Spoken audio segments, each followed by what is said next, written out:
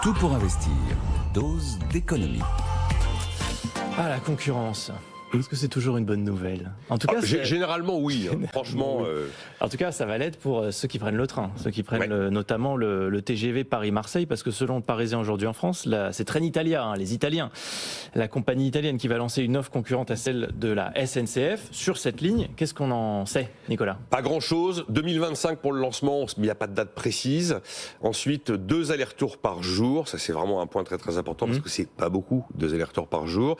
Et le train à grande vitesse une fois à Marseille repart pour Nice, Gênes et Milan.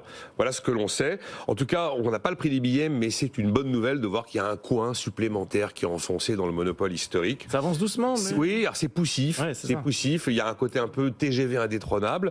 Mais petit à petit, les choses se font. Trenitalia, je vous rappelle, a ouvert le bal en 2021 avec le fameux Paris-Lyon-Milan.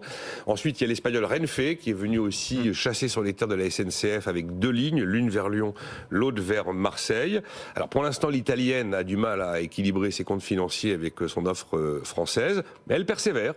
Visiblement, elle a l'intention d'essayer d'ouvrir un Paris-Strasbourg et d'aller également sur les terres de l'Eurostar vers Londres, Bruxelles et Amsterdam. Bon, c'est vrai que la concurrence, elle peine à exister sur le rail français au point que l'Espagne accuse la France de faire de l'anti-jeu. Ah oui, accuse, mais d'ailleurs c'est explicite, et ça date de mardi. C'est le gouvernement espagnol qui prend la parole, le ministre espagnol des Transports, qui nous dit « La France met tout en œuvre pour empêcher un véritable processus de libéralisation de son marché, et notamment la desserte de Paris par Renfe.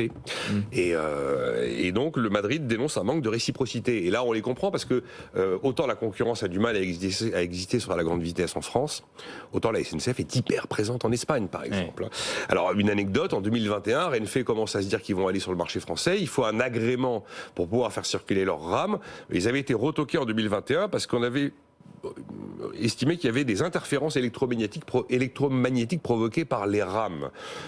La France, enfin la SNCF avait assuré que c'était vrai, les Espagnols avaient dit que c'était pas vrai, en tout cas c'était un fait. Mais après, la grande force de la SNCF, c'est la fréquence de ses trains. C'est-à-dire que sur Paris-Lyon, vous avez 5 allers-retours assurés par Trenitalia par jour, vous en avez 20 par la SNCF. Donc évidemment, la toute-puissance de la SNCF vient sur le nombre de rotations. Parce que vous, Erwan, si vous voulez aller à Lyon, vous n'allez pas vous dire « Ah ben je vais décaler de 3 heures mon trajet dans la journée parce que je vais attendre le Trenitalia ». Il y a peu de chances que les arbitrages se fassent comme ça. Donc voilà où nous en sommes. Bon, ce que vous nous dites, Nicolas Dos, c'est que malgré tout, le sujet de la concurrence est le meilleur sujet pour le consommateur, in fine. Objectivement, j'ai pas vu beaucoup de secteurs où la concurrence était défavorable aux consommateurs. Alors, on a peu de recul en France parce qu'elle peine à exister. On a beaucoup plus de recul en Espagne où il y a beaucoup plus de concurrence.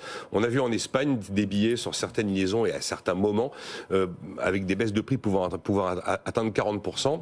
Et du coup, on a vu très sensiblement augmenter le nombre de voyageurs dans les trains. Ça ne veut pas dire que le trafic routier disparaît, mais en tout cas, il y a eu beaucoup plus de personnes qui prenaient le train. Et c'est vrai que chez nous, c'est quand même très poussif. On se dit, mais pourquoi en France, la concurrence peine autant à exister, alors qu'elle existe dans des quantités de pays depuis bien longtemps? Alors, il y a l'histoire de l'homologation des trains, qui prend un temps fou. Il y a aussi, alors c'est en train de changer parce qu'on se dirige vers une solution technique européenne harmonisée, mais jusqu'ici, si vous vouliez faire rouler des trains en France, vous étiez obligé de les équiper de boîtiers KVB, qui sont des boîtiers de contrôle de vitesse reliés à des balises qui sont installées le long des voies. Autrefois, Alstom faisait ces boîtiers KBV, Alstom ne les fait plus. Pour en obtenir un, il faut aller toquer à la porte de la SNCF qui va vous louer ce boîtier, qui va mettre du temps pour vous le louer, qui va vous le louer assez cher. C'est des petites choses pour freiner un petit peu les velléités concurrentielles. Après, il faut un créneau pour faire circuler une rame sur des sillons. Et c'est SNCF Réseau qui libère les créneaux. Alors on me dira SNCF Voyageurs, SNCF Réseau, depuis la réforme ferroviaire, on est sur 2 entités séparées. Quand même un petit ADN commun, une petite histoire commune.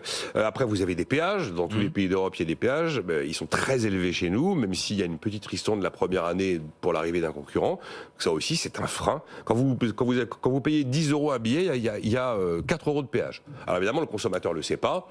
Souvent, il hurle au prix des billets. Ah, c'est très cher, ça augmente. Sauf que le prix des péages fait partie du billet. Le prix du péage, il n'est pas inscrit sur le billet.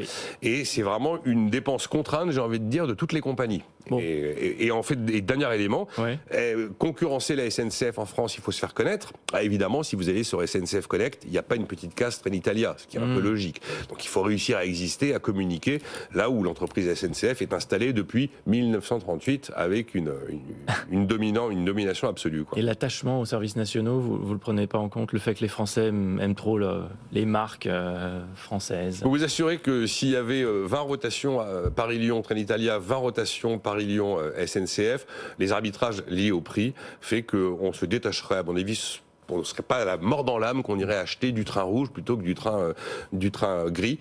Oui, non, je pense pas que... non, mais il faut que la concurrence existe. La concurrence, c'est forcément bon pour le consommateur. C'était votre dose d'écho avec Nicolas Dose. Merci beaucoup. On vous retrouve tous les jours à 9h dans Les Experts. Nicolas, tout pour investir continue.